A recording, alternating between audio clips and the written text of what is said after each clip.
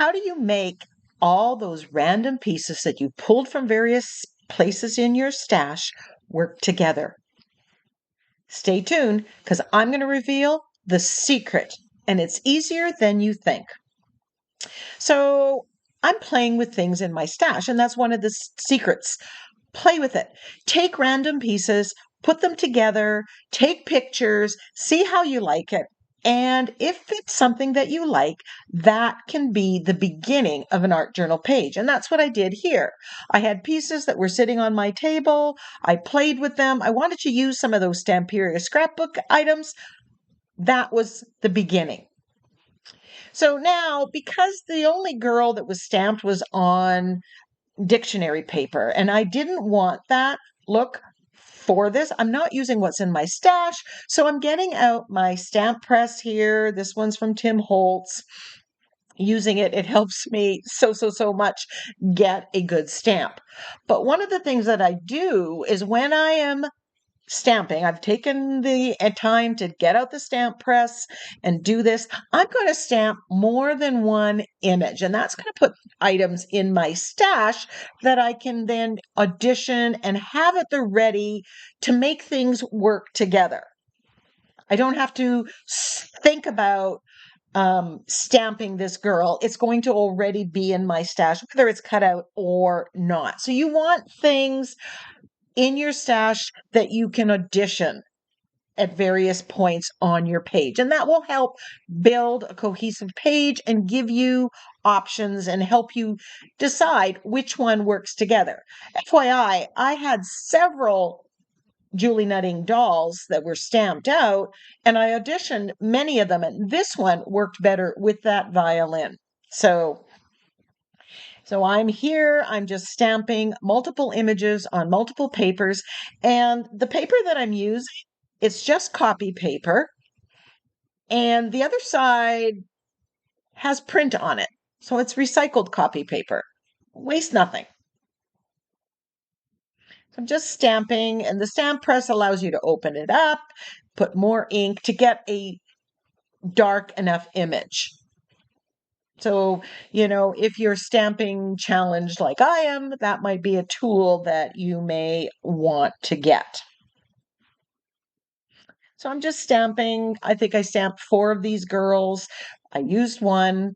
3 are going into my stash to make creating down the road a little bit easier. I use them quite often on a page. They're a good general stamp that can be used for a variety of themes and in a variety of ways. So now I want to figure out the background. I've decided that I want this Julie Nutting doll.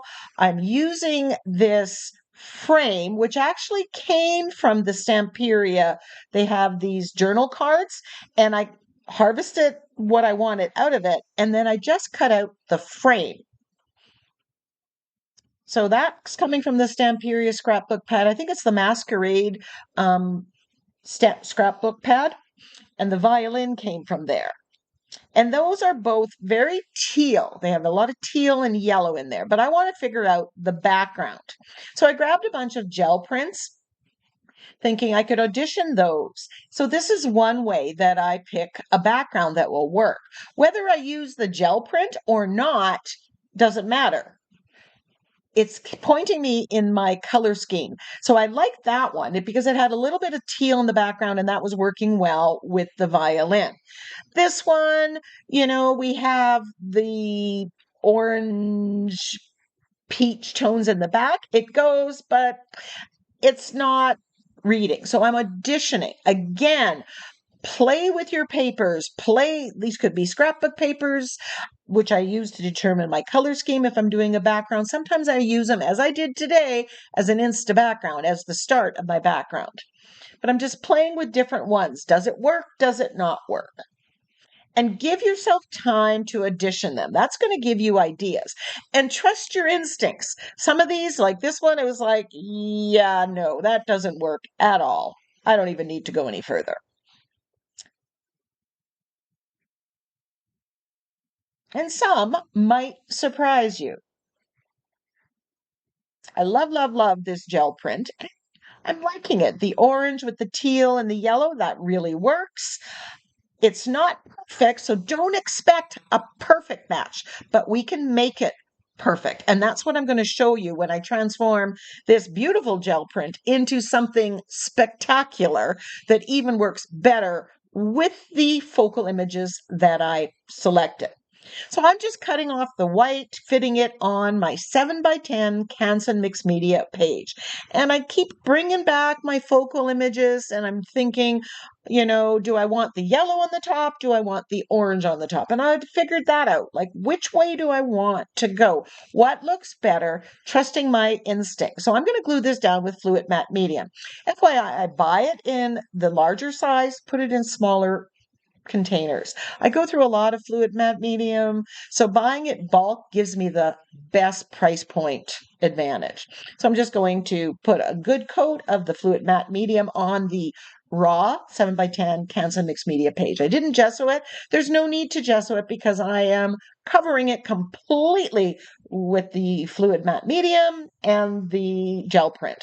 So I'm cutting off the excess white so I get a good fit. I can line it up straight along this edge and get as close to full coverage as possible. So I'm just pressing it down and then checking, no matter how careful I am, I always seem to have to add a little bit. So I'm just checking right along the edge, making sure that I've got good adhesion. Now, if you didn't have a gel print that worked or you wanted to create a background, and I knew that I liked the yellow and orange and the blue of this, I would create a background that used those same colors. So while I, am using the gel print as an Insta background or a Jumpstart background, you could create your own background based on the color sense. So then I'm positioning it on. I'm liking what's there. There's some white here that isn't a perfect fit. So I'm just grabbing my Naples yellow, my orange, my Prussian blue, and just getting rid of it. It's not absolutely necessary, but it's distracting my eye, that white. So I'm eliminating it and it's like it was there to begin with. So I'm making it work. So I'm liking the look here. It's not perfect because it's teal. There's no teal in the background, but there is this navy. And I'm thinking I could paint my focal images. If this was a magazine girl, I could paint over the color of her clothing. I could have also altered the color of the violin, but I prefer to leave that light. And I am just giving this a coat of Prussian blue. So it wasn't the perfect color. I could have left it white, but I can choose my colors based on what's in the background. And that's how you make it work cohesively. That's how you make all these pieces work together. Use what you have and build on it. The page, every step, every decision you make points you in the next direction. So don't have any preconceived notions that I'm going to paint the dress yellow. That would not have worked as well, I don't think.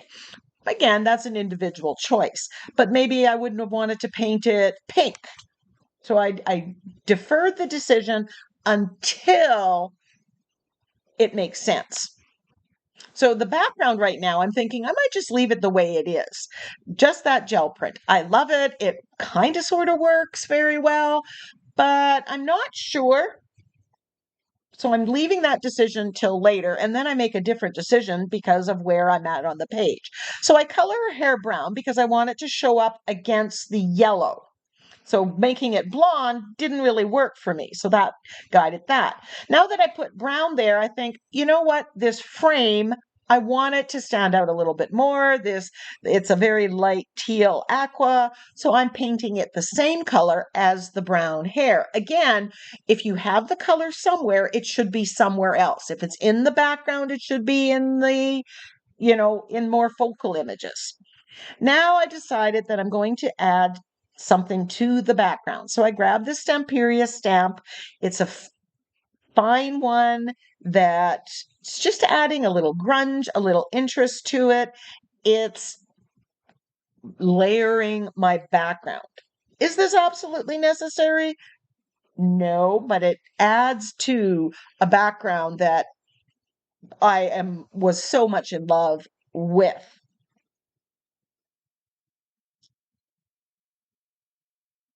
So even if your background seems perfect, don't be afraid to add more. That's how you learn. And I know we sometimes fall in love with the background as it is, and we're scared to go another layer. So there we have the teal in there, and there's no teal in the background. Now there's blue, but there's no teal or aqua.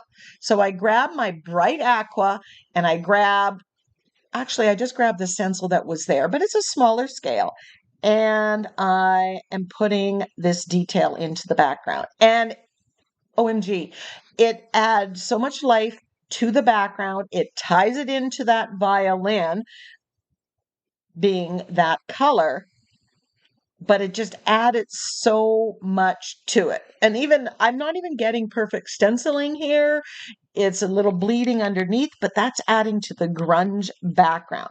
And this takes the background in my mind from, it was about a 7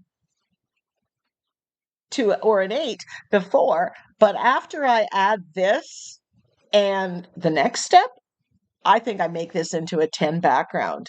I just loved it so much. Just adding a little bit in there and that aqua. And it works because the aqua is across the wheel color wheel. So they're going to have a lot of energy together. They are going to work as well. I have that teal. That's why that teal kind of worked to begin with and why I chose the background, because it had that orange and yellow and that worked well. So now I'm trying it out. I've got my frame there, my girl. I'm kind of deciding, I go back and forth. Is the violin on the right or is it going to be on the left? And, I'm again auditioning. I know this is a lot of repetition for you as you're watching this video, but that's part of the process. And that's part of how I get it to be perfect in my mind. So there's the background after, sorry, step back. I'm adding one more detail to the background. I grab some gold paint. I put it on the table and I have a lid and I'm adding some gold circles. Now there is that navy stenciling that was from a stencil on the gel print. So it's reading with that. Again, there's round motif on there and I'm adding to it. The gold is adding some shimmer, works well with the yellow, especially when I go over top of the aqua or the orange. So this again is adding another interesting layer to my background, turning it from a 7 background to what I deem a 10 background. And you're going to see, I'm going to show you where it started and where it ended. And you can let me know in the comments section whether you agree with me that I turned the background from a 7 to a 10. 10 being also because it perfectly matches what I did with the focal image. And you can see that shimmer and shine. It's not an in-your-face edition, but it makes a difference. You've got this beautiful, layered, rich background. The colors just sing. I wish I had, scanned this and saved it. So there it is before. I loved it. I almost thought about leaving it the same. And there it is after everything's been added, all the layers. What do you think? So back to finishing the page. Now we have all the elements. I'm happy with the basic colors. And now I'm just going to grab my fluid matte medium and glue it down. I'm doing the girl first because it's kind of, these things are layered. So I want to get her positioning first. And I'm putting a coat underneath and on top. She looks great on that background. And then I want to put the frame on her and my violin. Or violin? Is it a violin? Or is it an oboe? I don't know. I mean, size-wise, it's too big for a violin, but you know what? It's not, we're not talking realism here. So I'm kind of framing her. And I like how that frames this girl. It gives weight to my focal image, ties in with the background, ties in with the brown that's in that, let's call it a violin for the sake of ease of identifying. And I like how I put the violin on the left side because there's that spiral that I like ties in with the circles that are in the background. So we're doing some of the finishing. I am grabbing my angle brush and black acrylic paint, and I am shading around the edge of the paper. This kind of just finishes off the paper. And then I am going to continue and I'm going to shade my focal images and the frame. Now, my frame wasn't quite dark enough. It wasn't standing out enough, didn't have enough presence. So I'm going over and just giving it a wash of the black acrylic paint that's on my brush. And that just really makes it stand out, gives it more presence, right? So you start with something and then you can tweak your decisions as you go. As other pieces of the puzzle, of the pieces of the page, decisions are made, you can go back and revisit some of those decisions. So I'm shading now on the dress. I also shade on the page beside the dress to make my focal image stand out. I shade on the outside of the frame. I shade on the inside of the frame in the same thing, but I'm not showing all that footage because it's a lot of repetition. It's not really exciting. Maybe, I do have a video that teaches how to do the shading that I'm doing. There I'm going on the outside of the frame. I do go on the inside as well later on. And here I'm going on the outside of the girl. And I do the same with the violin. As I was saying, there is a video that I teach this shading technique, but I think I might do a video where I show how I do it on a page. So there I'm going around it, just making that focal image stand out with some shading. And that's how you make it all work together. These finishing steps are critical. Speaking of finishing, here we have the flowers. They're white. I'm taking some gesso and I'm brightening them up. This makes it look painterly. It just adds to the flatness or the scrapbook paper. I'm not really altering the color, but you could be altering the color if it wasn't the perfect color. I wanted to add a little bit more brightness here, so that's what I'm doing. I'm just over painting. And that's something to make your thing work. You can overpaint something that you got from a scrapbook pad, something you got from a magazine, something that you got from a free printable. So here there was that spiral that I cut out. That was part of the scrapbook element, but it was kind of teal yellow, and I wanted it to tie in with the gold stamping that I did in the background. So I'm painting it gold. So again, you're tweaking, altering the things in big or little ways just to make everything work together. Now that all these decisions are made, this one is, those decisions led to this one.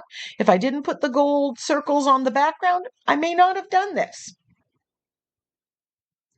Then I didn't like how that frame was kind of cutting across her. So I decided, you know what? I'm going to put a sentiment there. I just found the word remember. It was in one of my sentiment packs. It's part of a sentiment, but it could have been anything. Remember, dream, magic. You decide. And there is the finished page.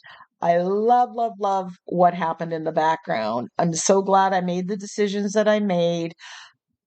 And I took some things that they kind of work together by tweaking them, adding them, altering them. I made it work perfectly, I think. Let me know what you think in the description box below. So go grab some pieces,